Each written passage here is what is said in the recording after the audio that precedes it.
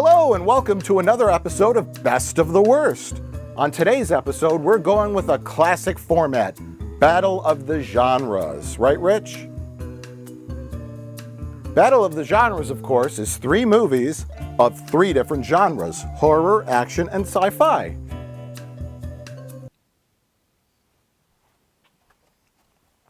Hello, everyone, and welcome to another episode of Best of the Worst. On today's episode, we're going with a classic format, Battle of the Genres, which of course means 3 movies from 3 different genres: action, sci-fi, and horror. Are you excited, Tim? So excited, Mike! Yeah! Our first film, I think, is horror. All right. It's called The Baby.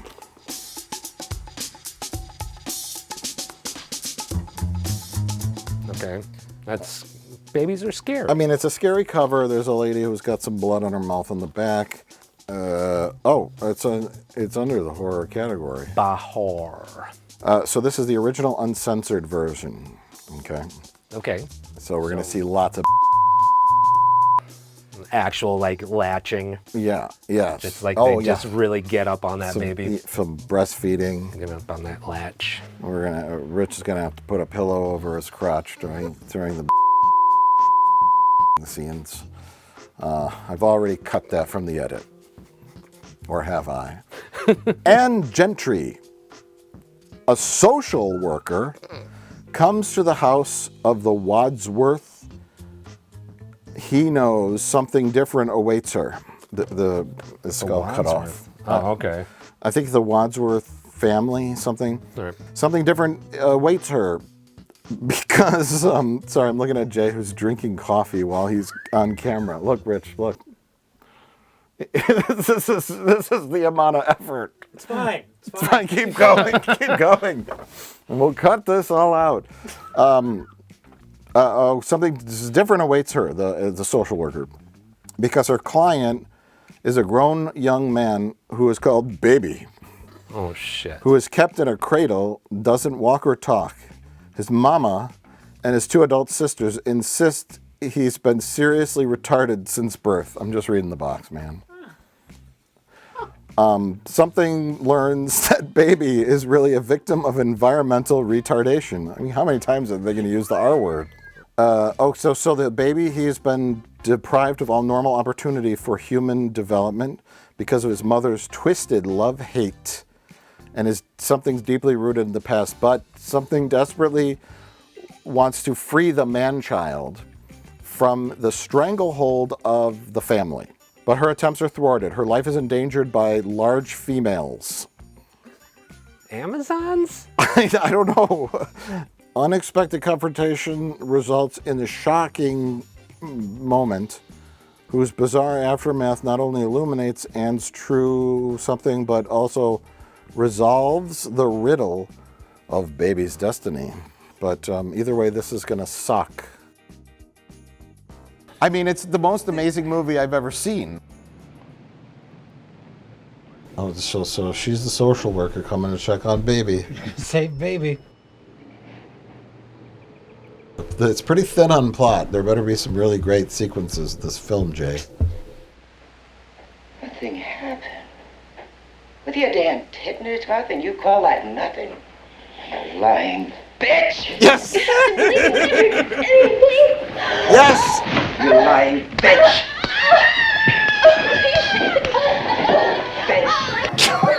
Bitch! Whoa! I thought she headbutted her. She was like retaliating. Put your hands on him. You want kicks? Well, I'll give you kicks. The cereal? Oh, Lord. Well, Tim Higgins. That was a scary movie, Mike. Babies should be allowed to grow up normally. That's the lesson I learned from this film, or else real bad things happen. Yep. Want to find out what's going to wash that out of our brains? Yes, please. Interceptor force.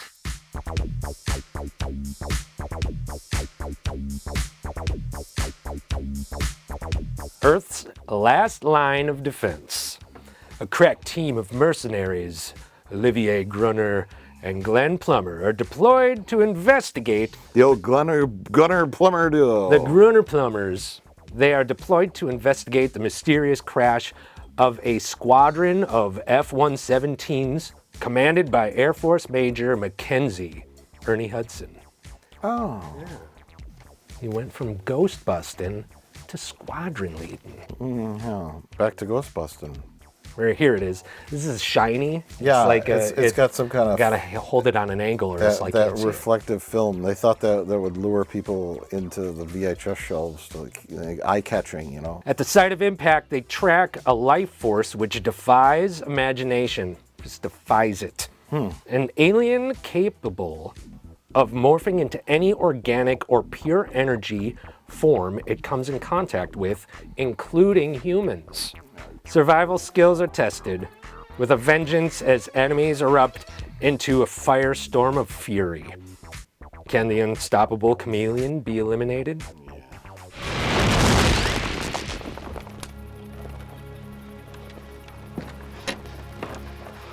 Whenever I hear all these words that you're saying, my brain is like translating them into images, and it's people talking in rooms.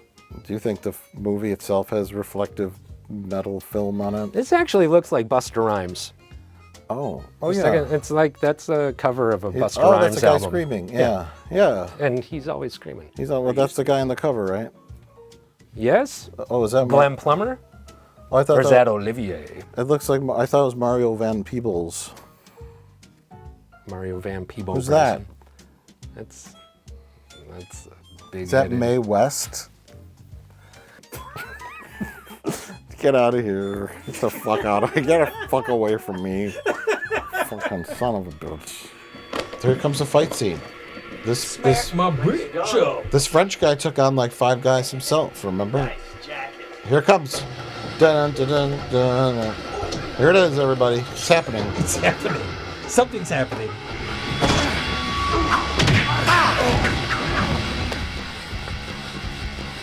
Oh, now you're getting Fucking your drink. bad. So fucking. Oh my god. Holy shit. Pink Panther ass shit right there. Last up, our final film of the night. It's called Mr. No Legs.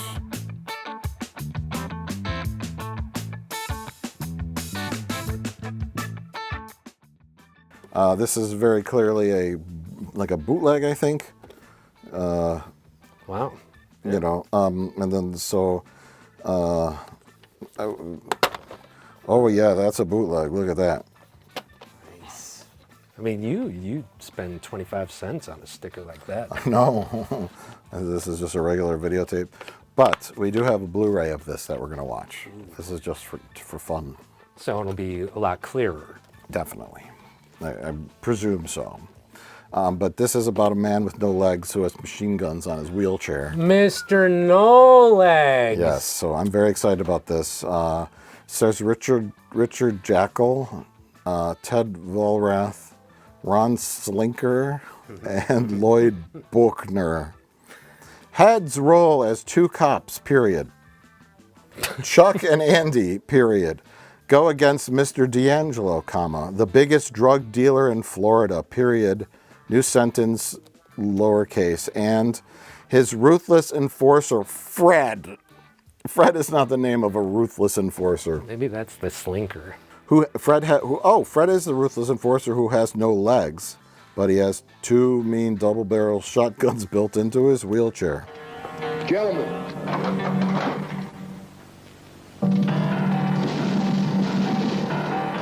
So yeah, he's flipping around on the wheelchair. I could have built him into his stumps. This movie is so action-packed, there are bullet holes in the description. The front says gunfighter, so All right. I don't know if that was the original title and it got renamed this at some point. You know, I really don't know much about this. Somebody walked by, they're like, gunfighter? That man has no legs! That's what it should be called. Right, so many people probably said that. They're like, okay. So it's rated R. Don't cross him or he'll cut you down to size. Ooh. So this is a true 70s, like, culty kind of sleaze fest. And I'm real excited about this after the first two films that we watched were so fucking boring. I mean, it's the most amazing movie I've ever seen. Hopefully this will save the day. Please, Mr. No Legs. The first two movies fucking sucked. I mean, it's the most amazing movie I've ever seen. We have so many movies and we pick the worst things every time. We're supposed to be good at this. After 15 fucking years, we pick the worst goddamn movies to watch.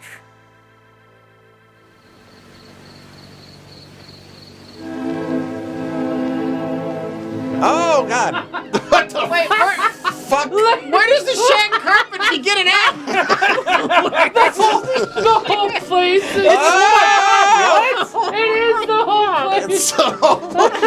What the fuck is happening?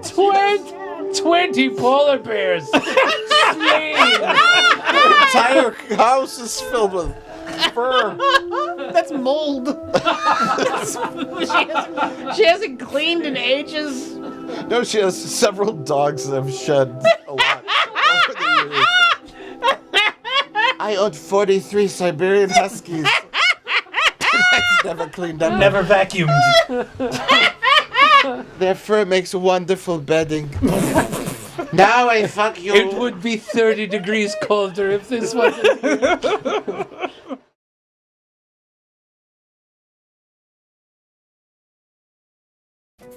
Hey, everybody. Don't fuck it up. Don't fuck it up. So we just watched three different genres in 3 movies, and boy, well, hey everybody, we just saw 3. Anyway, we saw movies, and boy, Boy, are our arms tired. The Baby is a 90s Jim Carrey comedy vehicle premise done in the style of a 1970s melodrama. It's shot like a made-for-TV movie. Psycho horror. Yes, it's more of like a psychological horror than any sort of like visceral slasher or anything like that.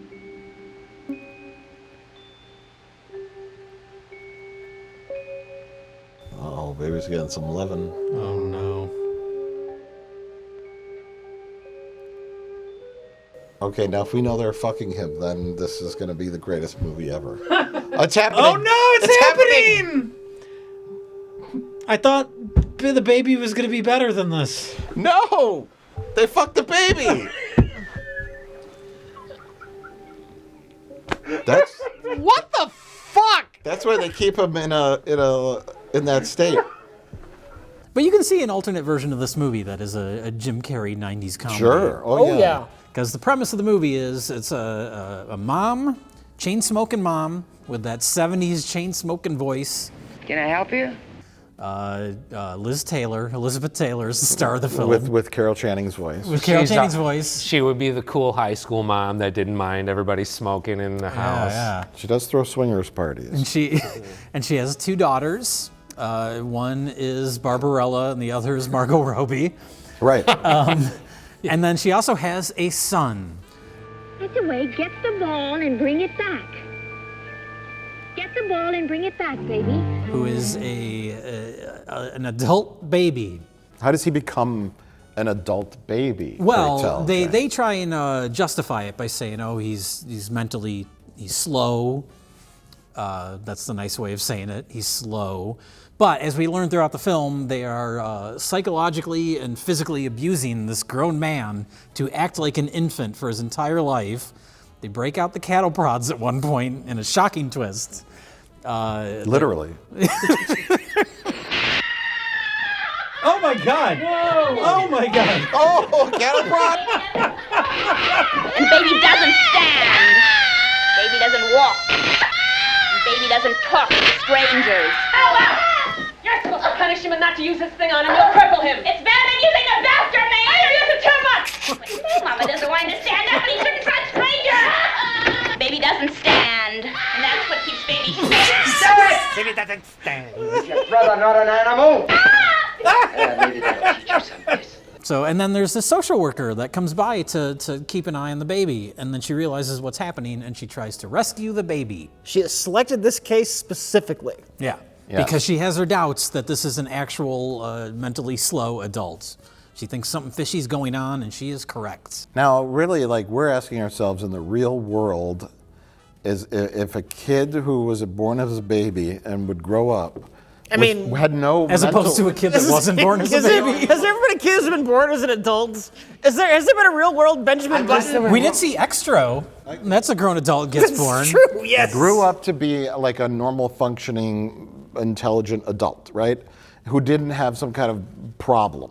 I don't know, a handicap or mental handicap, Down syndrome, whatever. Even those people wouldn't be writhing around on the floor in a diaper. Like, they would be like, I'm gonna not do this. You use enough cattle prods on them. Because, like, you know, even before television and radio, you know, babies could grow up and learn to speak. So they would have to, like, cut his tongue out or zap him every time he tried to form words. I would have to be really on it. Like, on it, because he had nothing. He was, like, infantile, like, Yeah, almost like they lobotomized him. Yeah. Like, you would have to lobotomize him. But it's not scientifically, it's not that important. No, What's that's the important premise is of the that movie. It's a his psychological sisters fuck torture. him. Yeah. the important thing is... Did you give away the biggest shocking twist of the film? There's too many bizarre sexual things in her. I was surprised that there weren't more sexual They did the things. babysitter. That was creepy. And then they did the sister. That was creepy. Well, the sister was overtly sexual. To set it up, there's a babysitter, and then the baby is freaking out. So the babysitter tries to comfort him, and eventually, the baby starts groping at her boob, and she's like, "Oh, I guess he wants to breastfeed." She humors him. Right. So from the But then she baby's starts to perspective, like it's it. innocent. Yeah. But then she starts to like it. That's a little weird. But from the baby's perspective, it's innocent. Make it on better. Yes, we will.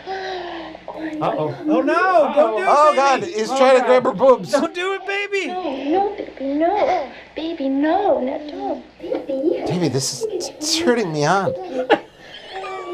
My panties are still on, baby. Uh-oh. Oh, God. Oh, no! Oh, God, the ledge. But she's not breastfeeding unless she's not producing milk unless she had her own baby. No. Then it's sexual. No, she's gonna see it and they're gonna kill the babysitter. That's...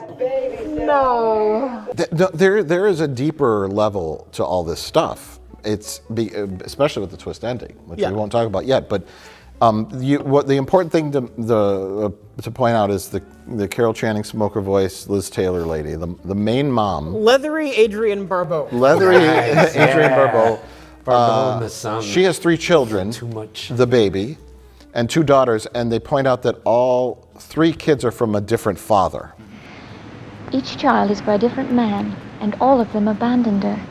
And the 2 daughters have grown up with their own mental problems. Yes. The one daughter wants to fuck the baby. She was birthed by a wolf. Sired. Oh, yeah, and she looks like Barbarella put her finger in a light socket. And the other girl Just is... a woman of the woods. You call her Margot Robbie. Margot Robbie. She's a sadist. She wants to burn the fingers of that guy, and she gets off on that. She's the one doing the cattle prodding. She seems to like abusing the baby. So there's a theme of abuse and control of other people, and it's threaded throughout all the characters. We should have let them take him. Oh, but you're not talking about that circus. Mm-hmm.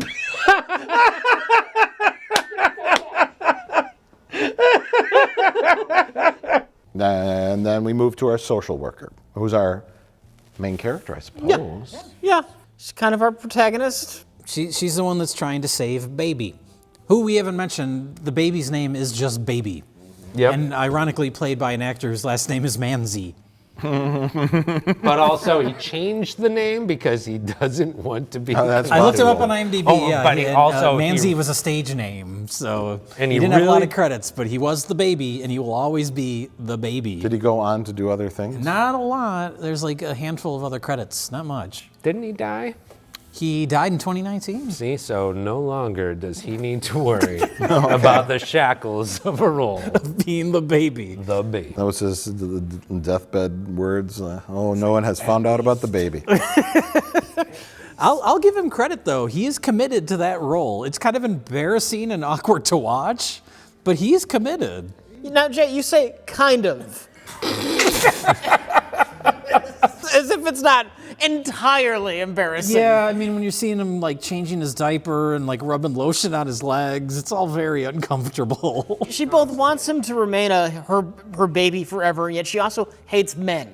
Yes. But she treats everybody like that as well. And her She doesn't treat her denim- daughters like that. Her daughters aren't adult babies. Well, I mean, but like the social worker herself gets manipulated. Oh, yeah. She's like, she doesn't want her so poking sorry. around. Yeah. Yeah. She's being sarcastic to her. She's being manipulative. She's bossy to the daughters. But the social worker does kind of like psychoanalyze her and say, because all three men that impregnated her all left her alone with kids, that she hates men, and this is her like psychological way of controlling men, and then throwing swinger parties. Right. Why don't you just hang loose and have a good time? For the child's birthday party. Mike, that wasn't a swinger party. That was a children's birthday party. That was a also a baby's. swingers party, okay? Elliot, let's work on. You don't mind, do you? Lead the way, Waterford. The birthday party was all for baby, but Was it though? No. There was darts, Because- there was alcohol, and there's and a cocaine. lot of ignoring baby. Baby could have gone and done Yeah. anything baby wanted. After baby got his cake, no one gave a fuck. No. They just wanted coke. And the whole party was lit orgies. like an Italian horror film, which Yeah. is a bizarre choice for a children's birthday party. He likes Jollo. Every Oh, baby they got likes confused. He Jell-O. wanted Jello. Yeah, No. I was waiting to jump in on that Jollo joke. I knew it was My coming. my brain chip was activated. But yeah, that birthday party is full of like. I'm glad you were there with that. I- I would have thought less of you. Yeah. It's so fucking obvious, and then I'm waiting, and then someone's gonna do it. Well, the orgy / swingers party / baby party was a trap set by mom. They didn't like that social worker was snooping around. The social worker was gonna ruin their whole thing, which was to keep baby a baby. She was trying to get baby out of there. She thought baby would do well somewhere else. Baby can stand that- on baby's feet. Mom and the sisters are holding baby back. They're putting baby in the corner. They want their baby back. They want their baby back, baby back. See, their chips are working. These Elon Musk brain chips that fire off bad jokes. They're super effective. I got my baby back ribs. I was actually trying to avoid the baby bag joke, but I know, it's someone so lame. had to do it. I it's guess. like saying the Oprah, you got a car kind of joke. It's just like so worn out. So dated. Dated, worn out. But so are we. Come on. It's so dated, half our audience is now confused. Right. Yeah. What are they saying? Who's Could we Oprah? just guess who the fathers of the other two children were? Or all the children were? Because it's like the baby's dad. I mean, like jumped ship immediately. Is like, what do you mean you're pregnant? Cord pulled, gone away. Because he Jonathan saw Winters? a little feral. I need a portable rim shot machine. Yeah. Yeah. They updated it now. You just need that. Yeah. You need an app on your phone. Yeah. So you gotta open up your phone every time you want to do a rim shot.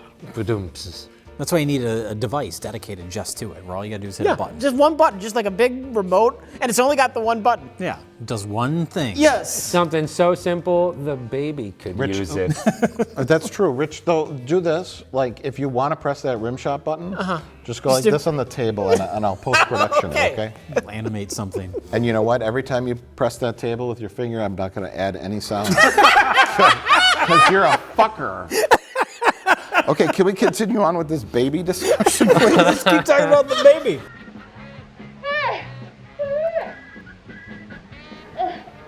be hilarious if subtitles went up. Like, oh, you speak baby?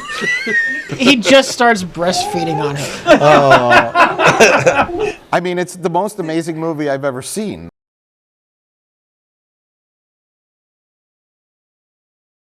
Come on, smile for the camera. Come on, please. That's good. Come on, just a big smile. Okay. Everybody looks like so many different people. Like the No, baby that's looked this like movie. That's Mr. no, No-Legs. but also the baby. The baby looked like. Oh, yeah. Yes. Well, we like- were thinking Martin Short Martin because of the Short. movie Clifford, where he plays a child, Yep. which is similar. I caught a little smacking of Paul Dano. Almost Martin? like a Didn't you Michael. mention Steve Martin? Yeah, young Yes, Steve yes. Martin. Daniel Day-Lewis. His first role was the baby. My left baby foot.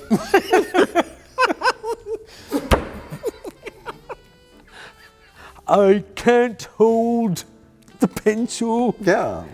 The toes are too small. I would say Gary Oldman, but he went on to have a much more embarrassing role where he played a little person. Sally! You fucking whore! You've lost! Nothing there, Sally! No, you get out of my way now! And also, Jay, they would never cast Gary Oldman as a baby. He played a little person? Yeah. Like, No, that's just some good straight up irony. You definitely cast. I mean, somebody they cast called someone Old named Man as a Manzi. baby. Okay, where's the button? Manzi is Hit the button. baby. It's not worthy. It's not worthy. The button's out of order. Now, what about the actor Michael Baby to play the baby? The director? Yeah. Do you mean Michael Bublé, the singer? No, there's an actor named Michael Baby. There really is. What's he started? He's been Mike? on like The procedural old man in the sea. and he was in 3 Men and a Baby. He played one of the men. He played one of the men, not the baby, but his son played the baby. Michael Baby's baby played the baby in 3 Men and a Baby. The social worker has a problem. Now, I got to work with social workers in training. Okay. Like to help train social workers, they hire actors to go in Oh. and like act as their clients. So you would go and act like an adult baby. That would be your thing. No, I would go in there acting as mom. It's I just would general. go in there as yeah. the mom, Like that going sort of like, personality. oh, what, you coming in to see the baby? Was that a real question? Okay, because yeah, I get what he's saying. He's training for social workers. There's no adult babies in this scenario. That was a joke. Oh, okay. I was not sure. It sounded like such a sincere question. Like you would act as an adult baby? Here. It was a joke. I don't get it. Oh, Rich, you hit the cricket button. Jay. Wah, wah. Yes, thank you. Yes. Let's try something more grown up today, okay?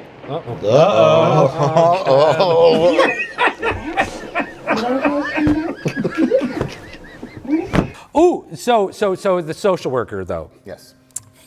Like one night she goes home to, like in a certain light, her stepmother Rhea Perlman is watching Full-size her Rhea Perlman. full-size Mother-in-law. Rhea Perlman. Real Rhea Perlman is fun size because she's small. Can I correct you? It's mother-in-law. not Mother-in-law. stepmother. I think I said Oh, I mother. think said you said stepmother. Did you say stepmother? That's Step- different. oh shit, yeah. I did That's say different Yeah, than stepmother. mother-in-law, because there's a Pardon me. backstory that. Which we're going to get to. Yes, we don't know. She tells a story early on that her husband, she just hints at it. It's very subtle. You can't support yourself on the lowly salary of a social worker.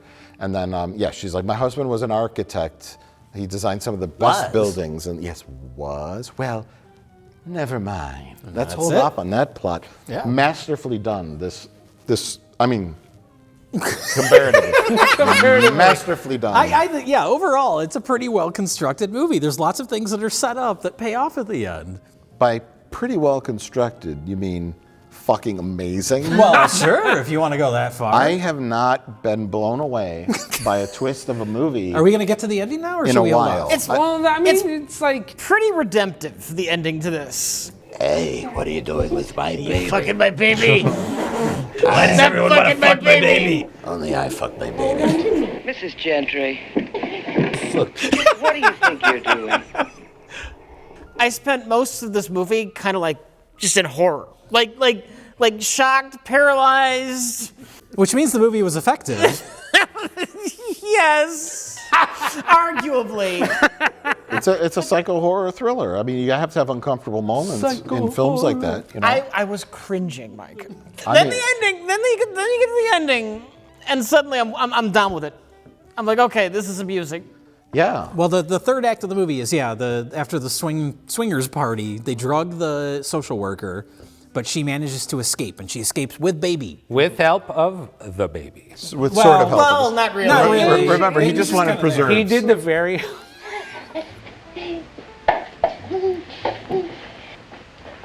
Baby wants preserves.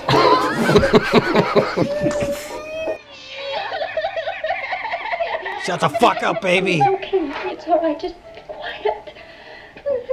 Just shut the fuck up. Stop being a baby. You're terrible at rescuing people, baby.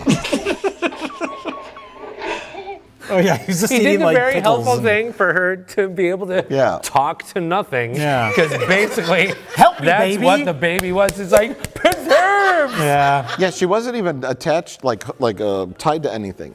She just. Oh, no, she showed how she got her. flexible. Yeah. She got herself That's not out easy. of those bindings. Which I thought was an interesting twist, that it's like, oh, there's only one person in the room, baby. She needs baby's help, and baby's completely fucking useless. And you find out that these three have never really drugged a person before. Yeah. Because they drugged her drink, and it's like, she'll be good for a couple days. A couple basically. minutes. Yeah, no. Yeah, maybe 45 seconds.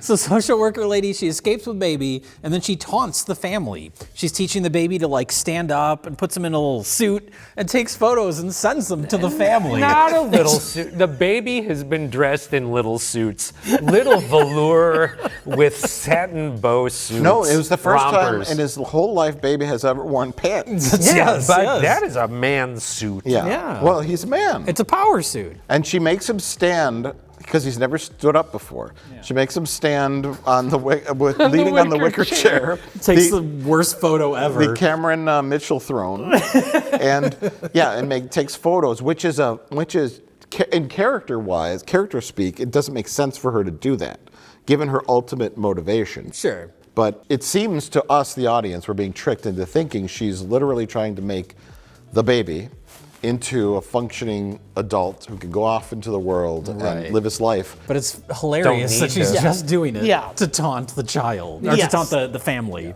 Should we talk about more the sexual stuff more with the baby, or Do you should we really want to do that?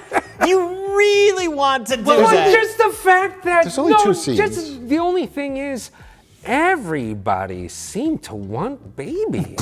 Everybody seemed to want baby. The babysitter did not. The babysitter was like talking to somebody Until who was she just did. like, Now, what kind of a question is that? Of course I'm wearing panties. Don't I always? Oh, cut it out. Well, I should be off around midnight. I suppose I could drop by your place on the way home. The boyfriend was like, "Hey, when are you coming over after your babysitting job?" She's like, "Oh, when they get home." your panties still on? Yeah, I'll have my panties up for you to show. And it was brilliant screenwriting because it shows that she was kind of getting set up and/or pre-aroused for a sexual encounter with her boyfriend. And then so Even she goes mentioning sex. Yeah, oh yeah. And then she goes engorge. upstairs and the baby starts like fondling her boobs and sucking on her tit. Not fondling. He was baby pawing. Well, he was, It just like But then he wanted baby. He wanted to pawing. latch, and then once he started to, then it became a whole different ball game. You said latch. Yeah, latch. That's what that's called. Yeah. Thank God the mom showed up to beat the shit out of that babysitter. Yeah, they beat the shit out of the babysitter. He But yeah, beat the shit.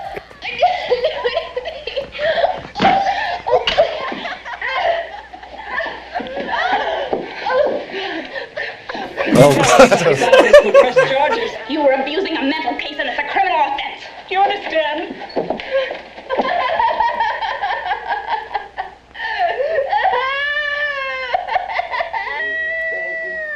They And punched then they her. just toss her out the house. And you can't say anything. I don't know why. Why are you British? I don't know why. But she couldn't say anything. You know what the Because she was a sick having a the prison sentence mentally. is for someone who molests a grown-up who with mental retardation? I don't. See, that's why I had the Probably, English I don't accent. know. If you say retardation with an accent, If you say it like Michael Caine, it sounds classy. Retardation. You don't do your British voice, Jay. Sorry, It's just embarrassing. Yeah. God damn it, Jay. Oh, Rich is here. Come on, give me a hand. That's it, boy. Having a good time? We could have that talk now, Mrs. Wadsworth. Well, later, look. This'll help you get with it. Oh, no, I'm not doing it. Come on, get with it. that baby before it gets too late. There's plenty of time for that. Why don't you just hang loose and have a good time? Get with it. Keep on trucking. Everyone drinks hard liquor at a baby's birthday party. I mean, it is an adult baby. I want to say something, and it might be controversial. Did you also want to fuck the baby? No. Okay. I did want to get in that bathtub with the baby. It looked kind of nice. I mean, all those It's just like toys, fun, yeah. little baby No, toys. I have a radical suggestion here. We don't spoil the end of the baby All right. because Because we want people to actually watch the baby. I do. Yeah? I haven't I was just like, wow, this was a great movie, and I haven't Genuinely even engaged. watched it on the Blu-ray yet. Yeah, the Blu-ray looks good from the bit I saw. I'm not going to say this is a great movie. I am never, ever going to say this is a great I movie. loved it. This is like Requiem for a Dream. It's like, my God, that was fucking messed up, but fucking great. But messed up, but What you're saying I'm is your never gonna watch vote it for again. Best of the Worst is Interceptor Force? I mean, come on. I'm going to say, here, let me finish, because what I am going to say is, what this movie is fucking weird.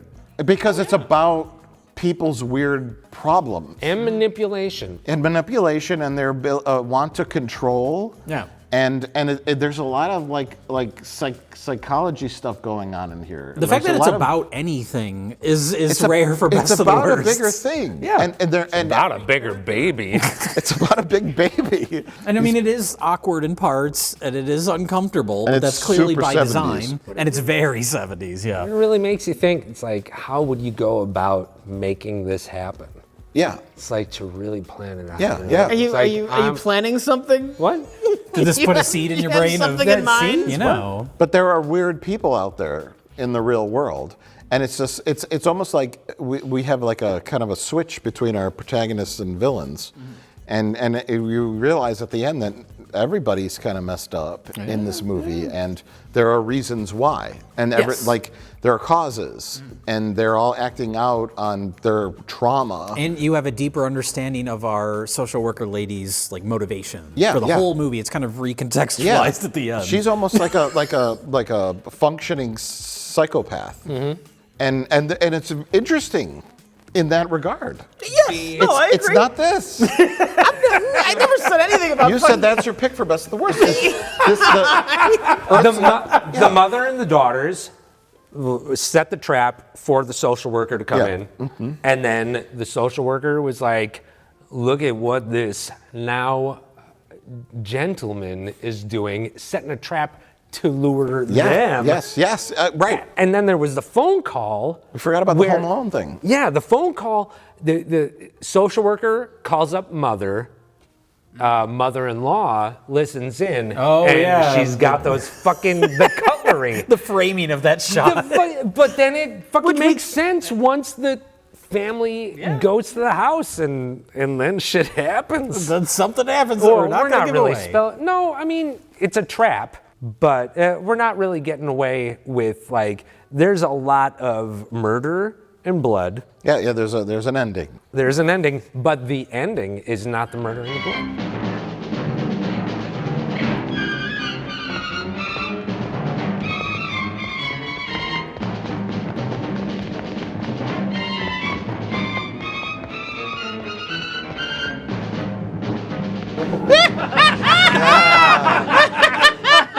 I think you can find. I think it's on maybe Tubi. I think it's pretty easy to find.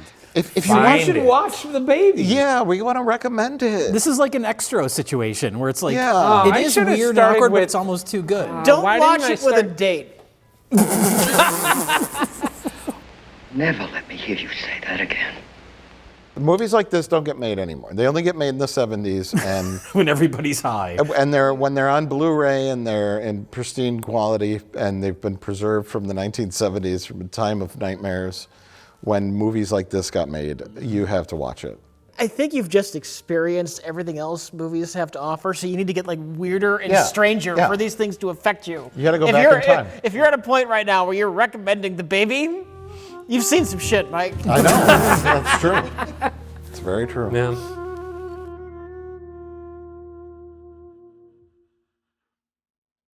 And we're finally into our second movie, which I can't believe Mike is chomping the bit to describe, and it is This kind of called, is my fault. Yeah, it's I'll take this. interforce Okay. interference force. Interceptor force. Interceptor Now this force. somehow ended up on a shelf for like potential best of the Like, worst. like somehow. ones that have been like previewed a little bit of the movie and you're like, this is probably going to be pretty good. We'll put it on this shelf as a go-to. Yeah, and I don't know. Maybe I'm assuming the only reason this is out there is the cast. Or the alien stuff. The montage at the beginning is fun. Yeah, The alien footage is cool. I wouldn't have picked it on that alone. This Maybe- has and the fight in the fucking airlift. yeah, the guy takes a big pole and hooks himself to an airplane. The most notable thing about this is it has an all-star cast. 1-star cast. Ernie Hudson. Chucky's in this movie. Yeah, Brad Dourif, Ernie Hudson, who at one point, they're in the same room. And then Ernie Hudson disappears for almost the rest of the movie. And I was like, did he quit? And they just replaced him with Brad Dourif. Ernie Hudson had like a half a day. Yeah. And they filmed him saying stuff on his telemarketer thing. And he's dressed like an airplane pilot. I don't know where he was. Was he in the Air Force? NORAD? Yeah, military, NORAD. government, military. He has planes. I have planes. I think it's like the Air Force or NORAD because he's talking to 4 stealth bombers. The only thing major about Ernie Hudson's role was the name. Yeah, he's Major. Ernie Hudson. Major. No, they had Ernie Hudson for 4 hours. They shot most of his stuff in the front of the movie, and then they sprinkled him in a couple scenes later. No, they sprinkled him in one scene later at the end. Yeah, to make it seem like he was in it, like to put his face, he's like Action Man on the cover, but really he was Drive-Through Man.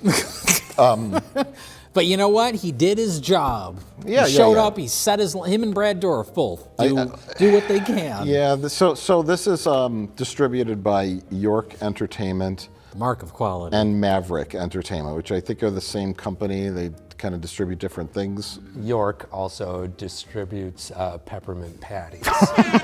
This is certainly a peppermint patty right here. But no, I'm in a movie. We're an alien. York is shit, and I think it's not the Apex kind of level of shit, which is. I like that we have different tiers of these shitty video companies. Apex will have good. They have better shit. York is worse shit. They're higher quality manure company. Yes. I'm always getting fooled by York because I think we've seen a couple of some stinkers from York, but this is our worst nightmare. You know what it is? Other than they didn't walk around the woods. Yeah, it could have been. It could have been worse. Rich hates the woods. I don't He blame won't even him. go camping anymore because of B movies. If I go camping, I might end up in a shitty movie. Oh my god. Rich just sees like 5 different camera departments from 5 different movies, filming some guy going in the woods. They had an abandoned town to wander around, and to their credit, they mostly wandered around a town. They had decent production level Western town. May the good Lord have mercy on all of you. God bless you too, Padre. Hit the Lord, You just turned into Donald Duck? Did we just put on a different movie all of a sudden? What happened? Oh, you let us down. You did the Donald Duck. We're going back inside. So the film starts with a flashback in 1993 Yellowknife, Canada, wherever that is. It's very remote. It's a real place? It's a real place. Okay. They love snow. Yeah, sure. I think it's very remote. Somewhere up in Canada, there's an incident. We see townsfolk running. There's an explosion. The U.S. government has nuked the city to contain an alien threat. Flash forward to present day. Ernie Hudson is working at a telemarketing firm, also doubling as the NORAD command center, and he tells 4 pilots in stealth bombers to intercept an alien threat. They do so. All bombers die, but the alien threat launches an escape pod which crashes somewhere in Mexico. You're also forgetting the corporate heist. I'm all ears. Whoa. The chair just crumbled. Fell apart. It just fell apart immediately. Oh my god, so many stunts. Oh, I fell into the set wall. Oh.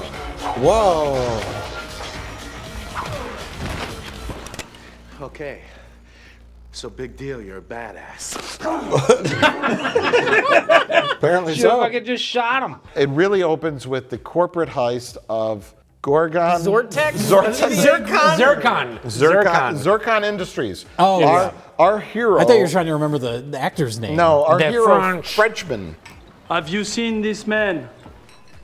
What's his name? Olivier Grunner. His name is Man Who Can Barely Speak English. We've seen him before. I think he's in. You very hard. Do you remember Future War with the dinosaur? No, I don't. It's a movie we watched, and he was in it. So he's hired for his kicking and punching talents, more so than his acting. Yeah.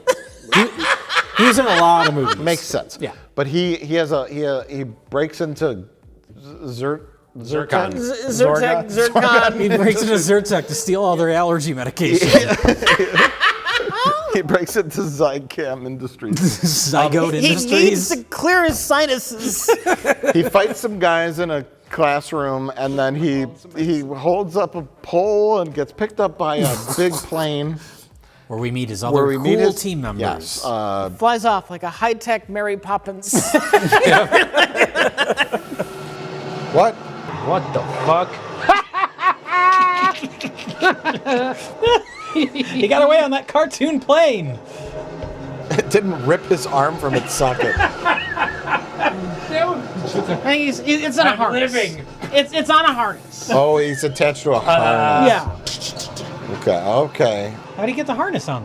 When did he get the harness on? So there's dreadlock black guy from Showgirls. Man, everybody got AIDS and shit. You know an awful lot about me, and I know nothing about you. And that bothers me. What's his name? Billy Zabka. Oh, Billy Zabka. Zabka, yeah. Zabka. And so he's the tech guy, and he's on this laptop, and they're the high tech extractors. They're high level mercenaries or government guys. Blah blah blah. Stephen Dorff plays creepy guy who.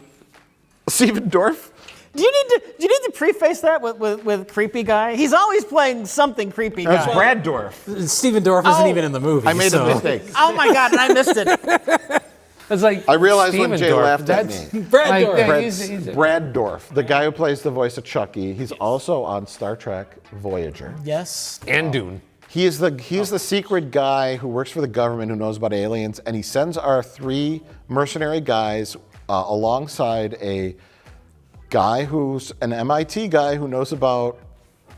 He has a device that can see something, and then a lady, a Playboy model. Yes. Now, who's into communicating? Roger. What's her skill? Communications. But she also has a big space gun. Yeah, that's never been tested.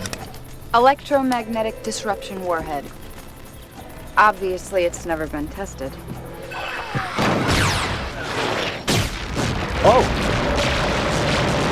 She hit him with this. Her special cannon. There's screaming from the cover. that I thought Is that the end? plus rhymes.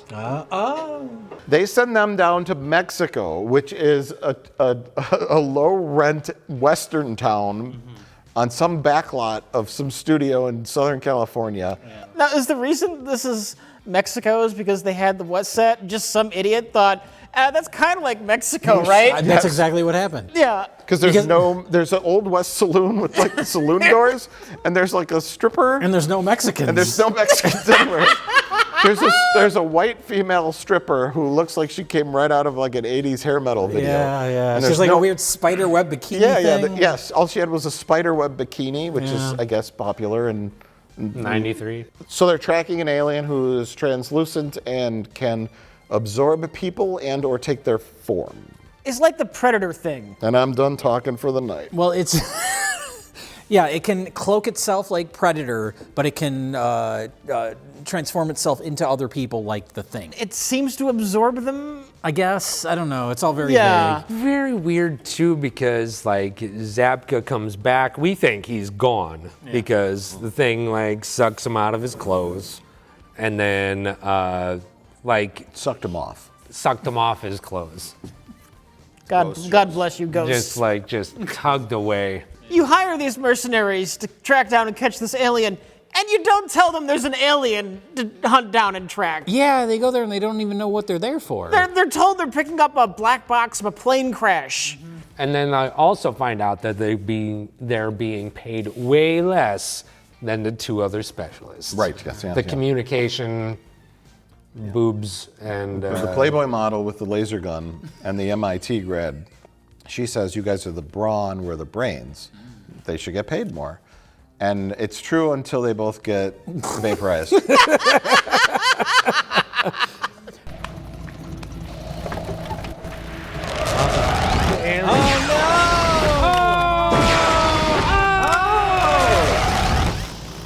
Bad day for them, huh? Wow, this movie sounds really exciting. Is it like I'm thinking of like Aliens or something? Oh, or yeah. Predator? Is it shot like a cool action movie? It's shot, well directed, well paced. It's by like an amazing filmmaker who keeps the pace going, got action and excitement, and knows how to construct a scene to Interesting where lighting setups. Oh yeah, it's just amazing. It's not shot like a Fast-paced procedural editing. TV show. Yeah. That's the downfall of this movie. It's so fucking boring because it's so like indifferently shot. It fucking sucks. It's people collecting a paycheck to say action and cut. Yeah. Remember, like, okay, we've assembled our ragtag team. Let me just get this out. Yeah. This is amazing because we went off on a little tangent in the beginning because we have our three mercenaries. We've established them in their wacky adventure in the beginning where they rescued Frenchie from the corporate headquarters by him holding the lightning rod up in the air and catching it on the plane, pulling him up. Yes. They have adventures. They're mercenaries. They fly around. They do missions, and they get out of sticky situations by the skin of their teeth, right? Yeah. Whoa. Then they meet nerd scientist man from MIT and a former Playboy model turned scientist. Communications expert. Please, Mike. She's a former doctor. Red Shoes Diary actress. Okay. Probably, we assume. And so they're flying around inside of the Spruce Goose in a station wagon. Yeah. It's a large car and it's inside of a large airplane. Right. And so It's obvious. The action setup is obvious. You don't even have to think about it. Obviously, they're going to drop the car out of the back of the plane, and there's going to be an exciting scene where the parachutes don't go off, and they got. Here's why. Because this military plane is covertly flying into Mexico to do secret ops. Because the Mexican government isn't just going to let the U.S. government in to catch this alien. Because the backup, anyway. the plan B of the situation is to drop a nuke. So they're not going to say, can we fly in this special ops team to hunt down an alien inside of your country? In order to do that, we have to land relatively close. Yeah. You have to find an airport that's nearby. So that the car can come out of the plane. And so we speculated, of course the car has some kind of like Fast and Furious style parachute. Some kind of exciting action scene. Then in order They say to the pilot, they're in their car and they're like, so where are we going to land? And the pilot goes, land? Yeah, right, yeah. And then the nerdy guy doesn't know, and he just starts screaming. And then this shitting himself. He's like, my mother. Right, yeah, I don't know what to do. And French guy's so cool, he's just like, while the other guy next to him is like, and But then the one guy goes, okay, everybody, we're cool. We got to deploy the chute. I've done this 100 times. Pull the lever already, man. Pull it. First airdrop inside of a giant military vehicle. I've done this. The chute's not going. And then this little moment of tension and adventure where they have to get the chute to deploy while falling, it further solidifies them as an action team. Oh, wait, Mike. And they bond. Mike, I've got a better idea. Mike. You have a better idea Yes! than Philip Roth? What if we just cut from them inside the plane, and then the car's already on the ground? Is the car going to come dropping out of the cargo plane? Why else is the car in the cargo plane? Well, for the cargo plane to land and then to remove the car. But Oh, no, it's definitely going to be an airdrop. It better be.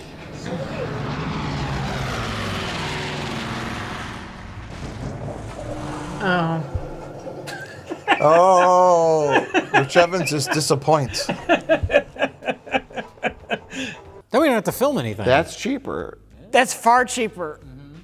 Isn't that exciting? And then they can get out of the vehicle and just kind of stand around and talk in a wide shot for 20 minutes. In a park. In a parking lot outside of a barn. Yeah. It was a burger barn that they dressed up to look like an actual park. And then the alien shows up at the end, and it's a CG alien, and it looks terrible, and they know it because they only show it for 10 seconds at a time. It doesn't look terrible enough to be funny. No, yeah, that's true. It's kind of a competent, generic, utterly, soullessly generic alien. For late 90s CG. Yeah. There was no redeeming qualities of the alien anyway. It's like, it was an ugly, Well, what did it want? No, that's true. What did the alien want? Who knows? It wanted to just run around and randomly shoot people. Because from its perspective, it's being threatened. These things, these military guys are chasing it and shooting at it. Yeah. So why does it keep like coming out to confront them and taunt like them. fight them Yeah. and taunt them? Why are they coming to Earth? When it crash lands, after it crash lands, what's its motivation? Is it trying to get back home? Is it trying to signal help? Is it trying to signal for an invasion force? Maybe it's trying to raise its own adult baby alien on a spaceship. Don't threaten my adult baby. Ever seen the baby? It's a movie about my life, and I'm here to sue for the copyrights. No, the alien is suck. Yeah. It's awful. It's like a mix between E.T. and Predator. And both had motivation. E.T. got accidentally left behind. The Predator purposely dropped down on Earth to hunt. This is kind of like a little mixture of both because the space pod comes out by accident and then he's also hunting. It desperately needs something that it is trying to do other than just run around and murder people for no particular I think they reason. just thought, because it is such a generic action movie, like, oh, we have some explosions, a couple stunts, a couple fist fight scenes. It's a junk There's a pretty fun bar fight scene. Oh, there's a jump kick guy. He has one move. He's my favorite. Oh! Woo! Oh, he did it again! It's on Nintendo, one of the first. They're like, we'll have a couple action scenes, and there's some boring dialogue, and then we'll put it in the video store, and we're done. Yeah, and yeah. we move on to our next product. Yeah, it's we're pretty York cynical. Entertainment. We got some names on the box. The names will help people rent the movie. Nobody's going to buy this, but somebody might rent it when they see these names. I like that Ernie Hudson. I'm going to rent this movie that's got his face clearly on the cover. Yeah. Oh, and there's an alien. Boy, I in can't it. wait to watch 90 minutes of Ernie. The bigger the lie, the easier it is to sell it to the public. Consumers need junk products, and that's what this is. And trying to discuss it as art is frustrating because It's insulting, is what it is. We've seen artful versions of this, and sure. this desperately needs some of those elements. And it's like frustrating that they're not there because, in a way, they wouldn't cost more money. No, no. But the thing is that someone who's making this is... It would still be lame and a ripoff, but Yeah. it would be a semblance of effort. Yeah, semblance of effort, but the people that make this kind of stuff aren't Yeah. intelligent, thoughtful artists. So Well, they might have that capacity, but that's not important. What's important is getting the product onto the shelf in Blockbuster Video. Yeah. Oh, God.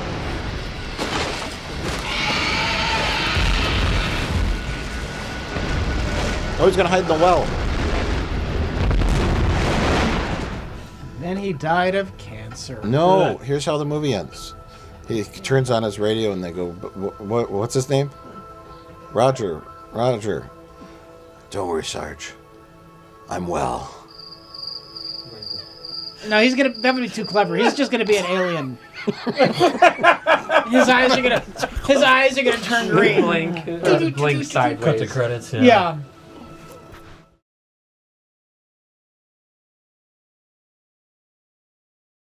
Well, thanks, Mike, for that piece of shit.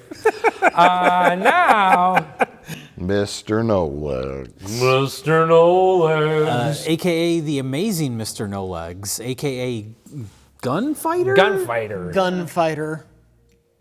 Rich, Okay. take him a leg. I can't reach the thing. I need to hold it in my hands before I talk about it. Oh, I have got the Blu-rays, I have yeah. two.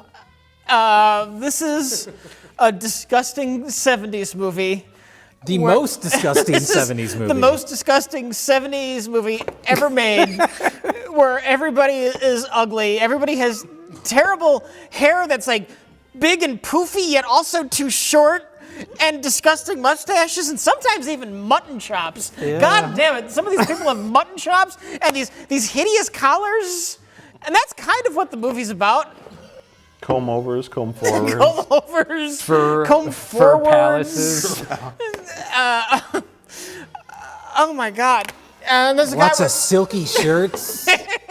Sweat. Sweat. That's the other thing that makes it even more disgusting is that it's in Florida. It's in Florida. Why does anybody live in Florida? So under their disgusting 70s clothes, they're also just like sweating under there. Yeah. Almost certainly. And it's not even a nice part of Florida. No. It's like the grossest part of Florida. Yeah. In all seriousness, the plot is there's some crime people. There's a guy who starred in a lot of 80s TV shows, Crime Boss, and then under him is both Ron Howard's dad and the eponymous Mr. No Legs. Actually, Ron Howard's dad, by the way. Yeah? All right. Actually, Ron Howard's dad. We We're not always, making that up joke because about- this is actual Ron Howard's It's actually dad. Rance Howard, yeah. And one of their just like underlings who works in the warehouse rolling drugs into cigars, accidentally murders his girlfriend. Well, accidentally kills. Murders intentionally. Yeah, he accidentally kills his girlfriend by shoving her against the TV. You can't stop me. Listen to me. I'm going to tell you what. Oh my God! What happened? He knocked her over. What did Mike... She gonna die. Jesus Christ! Holy fuck. Smashed in the TV. Oh no, she's dead. Meathead, what have you done? So then Ron Howard's dad, Mr. No Legs, show up at his apartment and like, we're going to take care of this. We're going to make it look like a drug overdose. We're going to take the body over here and you'll be fine.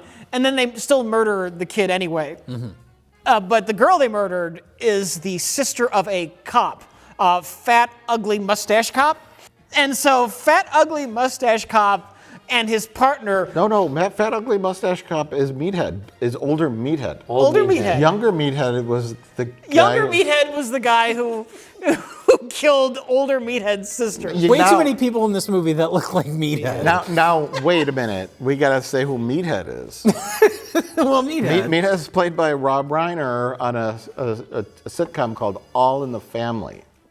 But we say when the show started, you had younger Meathead. And then by the end of the series, you had Meathead that looks more like Rob Reiner of today. Yes. And we get them both in this film. Well, Rob Reiner from the later seasons. Yeah. Rob Reiner today looks nothing like Meathead. Sure. Rob Reiner today. But he looks more like late season Meathead than early season. Yeah. Rob Reiner started to get fat. He turned into like a potato. And he got even fatter after all Got the fat fatter was and bolder, over. and yeah, to look nothing like young meathead. So, crime lords accidentally kill a girl. Girl is cop's brother. Cops want to take down the criminals, and the criminals are having their own little internal drama with each other where they're going to eventually turn on each other. That is the basic plot of the movie. Yeah. The point being, the amazing Mr. No Legs is not like the action star of the film. He's crime guy. Yeah, he's a bad guy. He's an Mr. enforcer. No Legs is the most notable aspect of this movie, though. For one, he has no legs. For real. He has no legs, and he has a gimmick wheelchair with like 2 double-barrel shotguns that pop up that he murders people with. And because he is the most memorable aspect of this film, that they took this film, which is actually called The Gunfighter, and they said, oh no. No, we're calling this Mr. No Legs, going and we're full putting him exploitation. on the cover. Yeah. Full exploitation. Which was the right move, because it's what got us to watch it. Yeah. Now, if you were smuggling drugs, what would you need besides a way to bring this stuff in? A place to stash it, and a place to cut it up. Right. Ready? Yeah. We do have a budding buddy cop. It's like a proto-buddy cop movie. Yeah. Who are those? That's Shatner That's and Meathead. That's old Meathead and kind of sort of William Shatner. Does this mean he's involved in the organization? You bet it does, mister. We got us a positive connection. And they're police detectives, officers, whatever, and their police captain is Bill Hader. Old Bill Hader as Vincent Price. I forgot about him briefly. Yeah, he ends up being the main antagonist. He's the one who ends up in the Blues Brothers at the end. Yeah. The twist is that he's like the police captain or whatever, but the twist is that he's the main bad guy. So the bad guys, their crime empire is hiding cocaine inside cigars or in packets inside large burlap sacks of what corn? Cigar Yes. Oh, I thought you said corn nuts. Corn nuts. Have you ever tried to smell anything through corn nuts? Yeah, exactly. Those things stink. Yeah, police dogs couldn't smell that cocaine through corn nuts. Have you ever had and nuts? Have you had corn nuts? Yes. Okay. I've not. Do they still make them? Yeah. Do Zoomers like corn nuts? Do Zoomers like anything? So that's the drug operation is big burlap sacks loaded onto a truck by Ron Howard's father. A lot of burlap sacks. A lot of people moving around. Moving the burlap sacks around through the marina. This is almost like Dirty Jobs did an episode about the drug trade. So this is how you roll the cocaine into the cigar?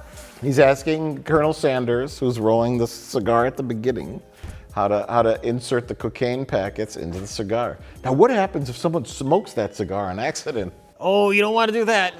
They'll die instantly. They'll die. But then we get lots They're going to have the time of their life, though, when they do. So it's part of the business. Excuse me, sir. You said you wanted this as soon as it came in. Oh, yes, thanks. Thanks, Joe Dante. Everybody looks like the worst version of someone else. Who forgot to water Dante?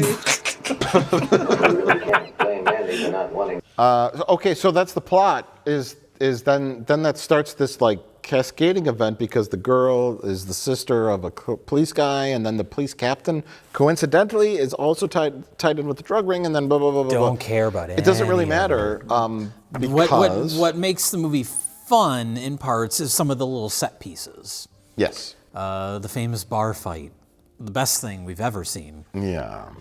Yep. A little racial bar fight between a little tiny black lady and the toothless. Not she's missing a tooth. Yeah. White woman. Well, that's toothless. Well, look at here. If it ain't no bitchy Bessie, when did the fuzz let you out? Don't me, you damn white-ass stoolie. That's right. Throw that drink in her face. God, I hate the 70s so much. That was a little guy. This movie's got everything. This is like, it happened. Get that bitch. Get that white bitch. She's another beautiful 70s person. Like all the beautiful people in Miami, like where this movie was filmed is like this town where they ship all the ugly people away to, so that Miami can stay beautiful. Oh yeah. We need good-looking people on our beaches. Get rid of that one and that one and that one. Send him to the set of Mr. No Legs.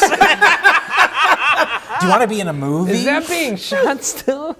Well, okay. There's always that. The famous bar fight comes about because the best scene. Our two detectives, Meathead and William Shatner, are staking out the bar because their informant is in there, who is the white lady who starts a fight, toothless white lady, and she's informing them of crime. She knows about but also the crime. Mr. No Legs is there, so I think they're He's trying coincidentally there. to get I her. think. I don't think it's a coincidence. I think she's trying to get close to Mr. No Legs to try to get close to the head of the But we drug have no organization. moments between her and Mr. No Legs. She's too busy getting into racially charged fights with. Maybe she's just a bad informant. I mean, clearly. She's like, get away from me, little black person. I'm here to find a no-legged drug person. I don't know what they were arguing about. All I know is the black lady had a cup of scotch, and I'm just like, oh, you throw that in her face, girl. And I'm just waiting, and then it happened. Then the fight breaks out. You willed it. And we got a little person. There's a little person there. Who loved every moment. He's like, fuck yeah, I'll throw a glass too. Yeah. Everyone had breakaway sugar glass bottles and stud bottles. Clearly they built this little set because they use it again later, and they built it so they could just, trash it. It'd be a location that they could trash because it's clearly not like a real. It looks like a high school play set. Yeah, it's inside of a warehouse because. Well, we cut to the exterior. I'm assuming that's a different location in reality. But later when. Well, somebody gets thrown through a window, and we can see that outside that window was just pure blackness. Yeah. Well, later in the film, when Meathead is being attacked by the guy with the sword, who I think was the MC that introduced the band Destiny. Mercy. Yeah. Oh, God! Oh my God. Oh, they sold 1 million records? I don't think so. Do you still like to There's another Meathead behind him. Oh, it's Rush That's Limbaugh. Meatloaf. It's Fat Biff Tannen. Oh, God, yet another beautiful person. Oh, God. A beautiful couple. Who did he look like? I'm going to say a whole stage of beautiful people. Who did that guy look like? He looked like somebody. I said it. Well, I said Francis from Pee-wee's Big Adventure, and then... No, not the singer. The guy. He's got that 70s tuxedo. Oh! He looked like somebody. He looks like a Gong Show. Who's like a... No. Who's like... Everyone in this movie looks like a Gong Show contestant. Like a crooner. Like a Frankie Valli. Tom Jones? He's got like the curly hair. Was it Tom Jones? I don't know. It was somebody, but he's like, this band sold 1 million records. I was like, no, they didn't. They're called Mercy, and here's their hit song, and it's like a real band. Yeah, and they're singing a love ballad. And they have 2 songs on the soundtrack. I have the soundtrack at home. You have it on cassette tape? I have it on vinyl. Okay. The original vinyl release of the soundtrack. He introduces the band played, but later he's attacking old Meathead with a sword. And remember, he's smashing up his car? And then stabbing through them. Yeah. And I don't know if that's supposed to be the guy in the bar, because this could be like a Mos Eisley Cantina situation where all these villains hang out. And the guy who introduced the band, Mercy, is also one of the henchmen of this big crime syndicate, because he's attacking Fat Meathead, old Meathead, with a sword. Well, since it was accidental and you're clean, maybe you better just call the police. Well, I know where Ron Howard got his hairline from. We're forgetting about the fur lady. Yes, the girlfriend or just the girlfriend confidant of old Meathead, and her sea of fur. We go to her room for the romantic scene, and everything is just covered with about 6 feet of white fur. Yeah. Well, it's weird. You see him laying down. He's clearly in the bed, and you're like, oh, she has a furry blanket, and it's like the camera pulls out and just keeps going back. But black satin sheets under that. Yeah. So she knows how to slip around. And then his chest is also covered with fur. It's just not white yet. The most disgusting thing I've ever seen in my entire life. Hey, And you watched the baby. Yes. You watched a grown woman fuck an adult baby. And a fur-covered person. In a sea of... Look, the baby cut away before the grown woman could fuck the baby, okay? I'm just picturing, though, that he has the sea of fur, and I'm just picturing, like cheap faux fur, how that, it flies up into the air, like it's loose, and I'm just picturing him, inhaling it, and ugh. I have the smell of sweat, BO. Or you just sweat enough and you walk out. And you just have fur stuck to your face, yeah. Now... His mustache just smells like sex. Everything smelled like sex and sweat. It was the 70s, baby. When you walked into a place that didn't smell like that, that's when you had to worry. Sex and Why does this cigarettes. smell? Sex and sweat and cigarettes. Stale cigarettes. Oranges. Everything seems sanitary here. What's wrong? I don't smell one bit of jizz. And everyone thought drab orange, brown, and olive green was just the best color scheme in the world. Yeah. Wait, why did the bar have so many wacky characters? Because my mind's going back to Sgt. Pepper's Lonely Hearts Club band era. Yes. John Lennon hitting on a transvestite. Yeah, that happens too. John Lennon! Oh no! He was deceived. Just went. Please pull out the machine gun.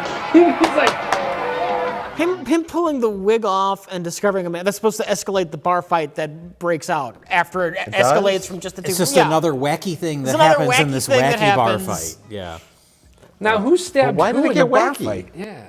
None of the rest of the movie is wacky. Why get wacky in the bar fight? I don't know, but thank God they did. I mean, I'm okay with it. It was fun. Yeah. Well, do you want to get every other important thing? The pool fight. I was going to say, that's the only other memorable scene. Yes, the pesticide spraying guy was hired by police chief man. No, big crime boss guy. Generic guy.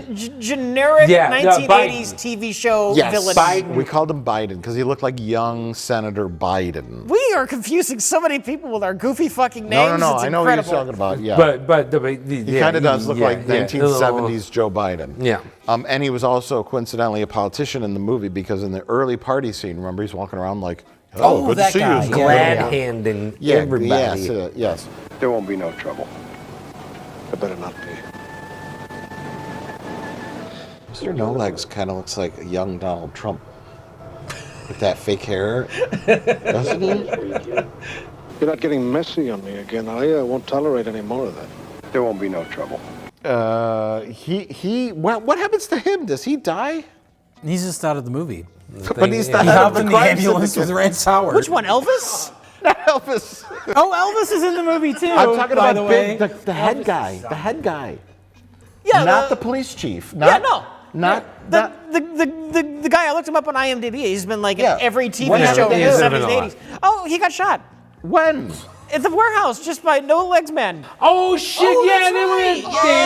Yes, he got double blasted in the back, and that set off the car chase. All of our villains start double crossing each other. No Legs guy, Mr. No Legs wants to be the head of the crime syndicate, and Mr. Big, he thinks that Mr. No Legs is getting too reckless. So Mr. Big orders a hit on Mr. No Legs, so they try to assassinate him by the pool. All right. Which is where he busts out his patented no-leg karate. Yeah, it's the only time in the movie they really utilize the idea of like, hey, we have an action scene with a man with no legs. Yes. And no leg karate only works if your opponent runs at you and tries to stick their face in your butt. Yes. Yes. When they could simply walk away from you. This is the kind of scene that I was hoping the whole movie would be. Yeah. Here's his sweet martial arts skills. Yes. Oh my In the neck. That was mildly exciting. Jay, you're missing it. Jay, you're missing it. Everything. The most exciting, they tried to assassinate. Oh, we got a kung fu guy. Finally, here we go. some action. Stub him. Boom! Stubbed him right in the nuts. Oh, his fucking massive erection just like jabs him in the ribs. How do you get beat up by a guy with no legs? He had a and wheelchair? throwing star hitting in his like wheelchair wheel. Oh. Because there's a movie called Crippled Masters, kung fu movie, and it's a guy with no arms and a guy with no legs, and they team up and they do karate with their missing limbs. And that's kind of what I thought this was going to be doing to a certain extent, but I would have been okay if he just had like a million different weapons on his wheelchair and just like sure, that would have been good too. but- He just has the guns. and That would that's have been it. a fun movie. Yeah. So there once Mr. Big was killed, there was a power vacuum, and that's when. Well, he failed to kill Mr. No Legs, and then so Mr. No Legs is like, yeah, I'm definitely taking over. Versus- So he tricks the Vincent Price, Ben Hader? Bill Hader. Bill Hader. Bill Hader as Vincent He Price. tricks Bill Hader as Vincent Price and Mr. Big to meet at a warehouse, thinking they each called each other there. But then, haha, surprise, Mr. No Legs shows up with his shotgun wheelchair, and he tries to murder them both. He kills Mr. Big, but then Bill Hader as manages Vincent to... Price manages to escape in a sports car. After killing Mr. No What kind Legs. of Have you sports car? those shotguns?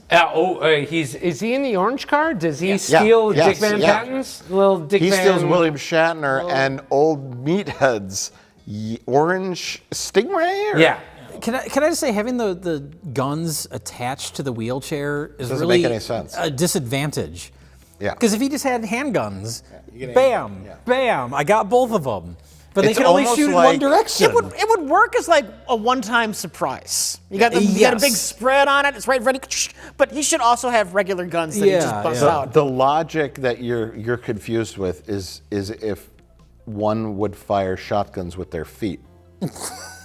That's what the movie has confused, because he has permanently mounted shotguns. Yeah. Because he doesn't have feet. Yes. One could hold shotguns or handguns Yeah. with their hands. Yeah. So yeah. Yeah, it'd make more sense to have the permanently attached guns if he didn't have if he arms. was the amazing Mr. No Arms. Yeah. And he's like, what are you gonna do, Mr. No Arms? Well, See, that's the robot Crippled Masters. shotguns. He needs to team up with somebody with The no filmmaker arms. was very confused about how one uses their arms and legs. I really think they should have shown like the 50 to 100 pound weights on the actual feet of the wheelchair, because each time that double barrel shoots off, dude's gonna end up on his back, no matter how badass he is or not. That's true. Maybe he had really good brakes. So then the rest of the movie is just one extended Blues Brothers car chase scene. And you know what? It goes on for a very long time. They clearly spent a lot of time and effort and money on this. There's stunts. It's kind of impressive.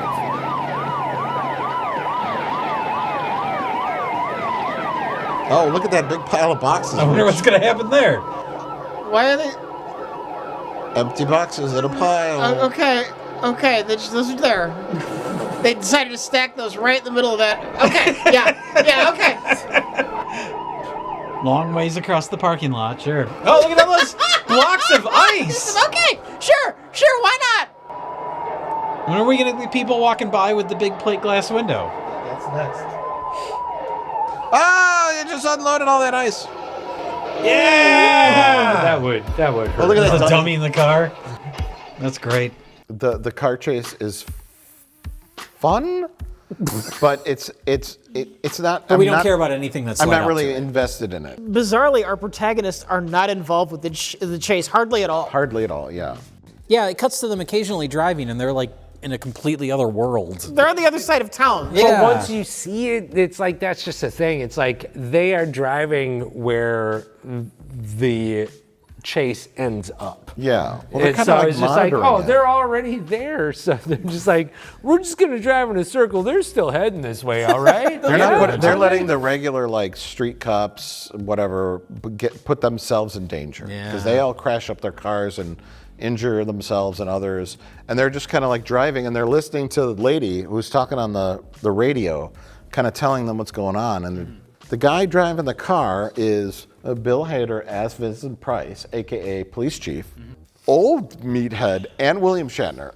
But old meathead's motivation is to find the guy who killed his sister. or why his sister's dead, or whatever. And it has nothing to do with Bill Hader as Vincent Price driving the car. He really didn't have anything to do with it. I had nothing to do with Tina's death. And that's what he says in his dying words. Yeah. He's like, the guys who are involved in that are dead. Mr. No Legs and young Joe Biden, a.k.a. Mr. Big. Your quest for vengeance was pointless. Your quest for vengeance, the princess is in another castle.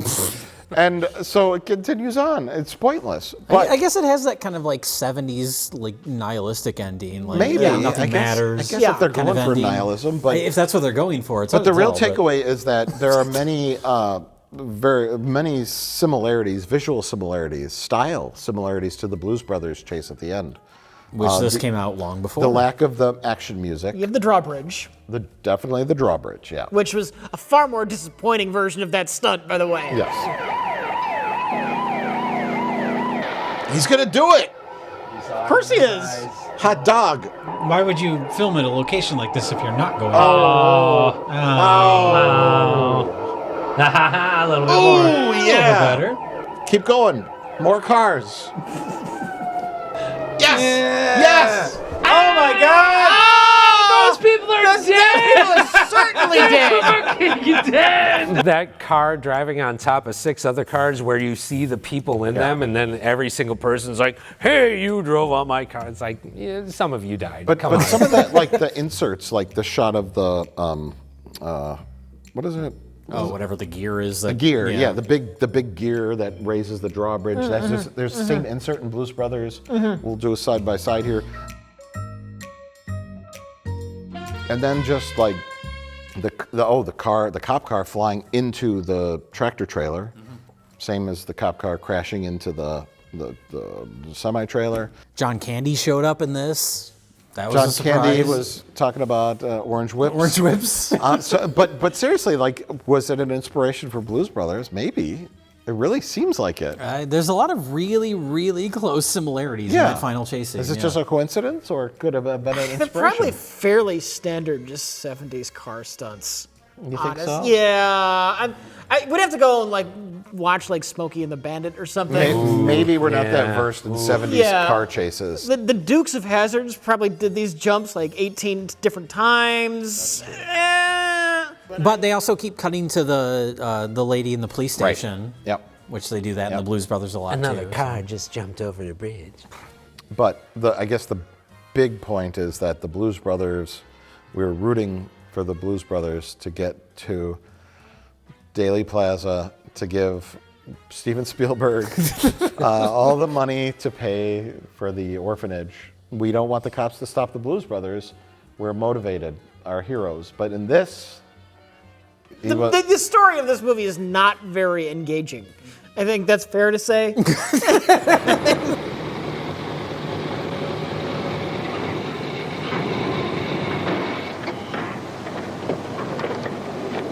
No matter what, no matter how much fur you could put on something, it's not going to stop vengeance. I must say, I was right on point when I said the guy who's playing Mr. No Legs probably had his legs blown off in one of the 2 wars that were about 20 years before this film started. Yeah. You know. What do you bet Mr. No Legs got his legs blown off in World War II? Pretty good. The real guy. Pretty good. It's right around that era. Yeah. Nailed it, Mike. I nailed it. Boom. Well, we see him, he's out by the pool, and he turns around, he doesn't have a shirt on, he's got a giant scar on his back, and that's a war scar. He fought World War II or Korea, because it's 1970-something, and he's about 58 years old, or 30. We're not sure. He could be 32 it or is Florida 68. in the 70s. He's either sun damage He's is either a weird 58 thing. or 70s, 30s. Age knows no limits in Florida in the 70s. But it was, which war was it? Korea. It was the Korea War. Yeah. Now he gets to be an action star, and now he's. I wish they would have utilized him more. Yeah, he did other roles though, right? Somebody looked it up. I don't know. I didn't look up other roles. I just looked up his biography to see if it mentioned the war. Yeah. And it did. I should've Hopefully looked he up- did other roles. I mean, he was an okay actor. I mean, he was rolling all the time. Ooh, even I wouldn't make that joke. I didn't even think of it.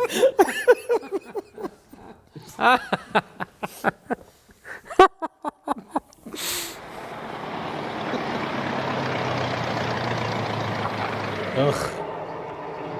This is this dumpy neighborhood. Everything looks like shit.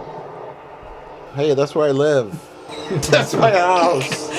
How dare you, you monster. Put it in the mailbox. Yeah! I thought it was going to be like low blow and just crash his car into things. If this turned into the Naked Gun, that would be great.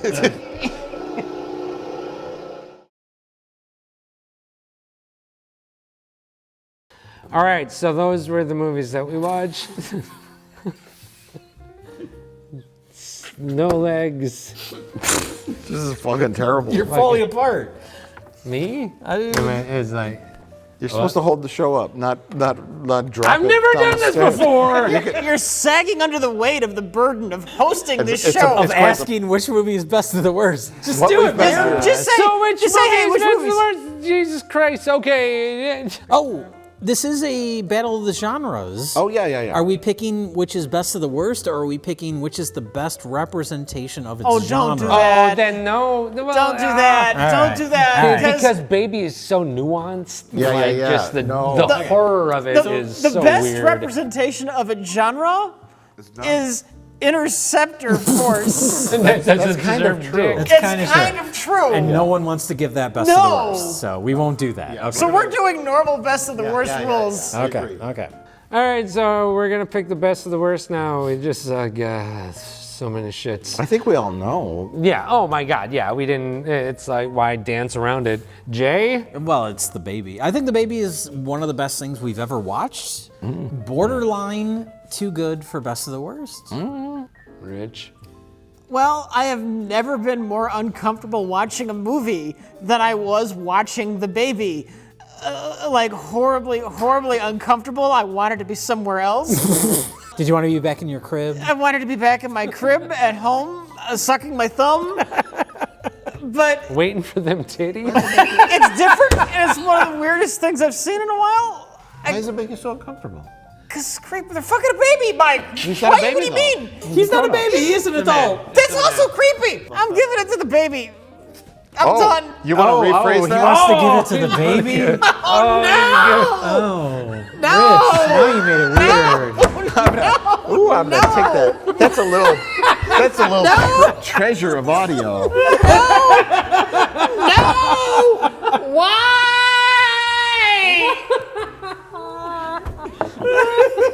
It's a little treasure of audio. I'm giving it to the baby. I'm giving it to the baby. I'm giving it to the baby. I'm giving it to the baby. I'm giving it to the baby. I'm giving it to the baby. Put that in my time capsule. I'm giving it to the baby. I'm giving it to the baby. I'm giving it to the baby. I'm giving it to the baby. I'm giving it to the baby. I'm giving it to the baby. Give it to the baby. Mike? Yeah, well, I would like to present The Baby with the designation of best of the worst. I have to be very careful about that. I'm giving it to the baby. I want to destroy Interceptor Force for its sheer cynical laziness. Tim, what's your best of the worst? It's the baby. No, it's the baby. It's the baby. But because not even like a second place for Mr. No Legs. Or, no one has any kind of like. You know what? Nothing about Mr. No Legs. Just curious. There was the shag carpet's funny. Yeah, the shag. I mean, the expectations brought up by the title were not lived up to. Yeah. If we didn't have that title, if the title was just The Gunfighter and we watched that, and then we saw the guy in the wheelchair with the shotgun, then we might have been more excited. Instead, we were just let down. I'm voting. We haven't done a destruction in a while. Yeah. Oh yeah, destroy it. We need to destroy Interceptor Force. I say we leave it in an abandoned Hollywood video to spend all eternity to think about what it has done. You know what's creative? What are you talking about? When I went down to see the Eclipse, we drove by a building. It clearly used to be a Hollywood video, but rather than change the signage, they just called themselves Hollywood Workout. And it's Oh, it's there just like you a go. workout place now. So they could reuse the sign. Yeah. That's where this tape needs We're going to send this to Hollywood Workout. Hollywood Workout. You Where's guys need that to at? show this. It was somewhere in Missouri. We're gonna find it. We're gonna find it. We're gonna and find we're it, gonna send we're it to gonna Hollywood send- Workout. Hollywood Workout, Missouri. Get ready. With a little post-it note that says, "Please play on all monitors." They will run their fat away. during peak workout hours. Yes. That's our plan, everybody. Goodbye, Interceptor Force.